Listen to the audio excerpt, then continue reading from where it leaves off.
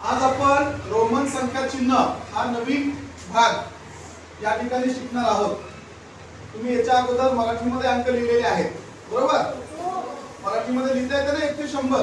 तर आज आपल्याला रोमन संख्यामध्ये हा नवीन जो भाग आहे, रोमन नावाच्या एक संख्या आहे, त्या संख्या आपल्याला शिकायच्या आहेत। जसं आपण मराठीमध्ये लिहित होतो 1 2 3 4 5, बरोबर? आता रोमन मध्ये कशा लिहायचं बघा, या संख्या 1 2 3 4 हे 5। रोमन ज्या संख्या आहेत त्या रेषेचा वापर करून त्या ठिकाणी संख्या लिहिलेल्या आहेत। मग या पद्धतीने आपण 1 ते 5 अशा संख्या जर लिहिलं, त्याच्यानंतर हे 6। आता 6 ला काय करायचं? 5 च्या डावीकडे रेषा दिली तर 4 होते, आणि 5 च्या उजवीकडे रेषा दिली तर 6 होते।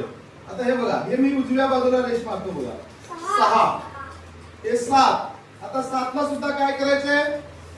हा 2 इथं ठेवायचा, 5 च्या बाजूला 2 ठेवायचे, 7। हा 8, 8 ला सुद्धा काय करायचं? हा 3 उचलायचा आणि याच्या पुढे ठेवायचं। आता 9 आणि 10।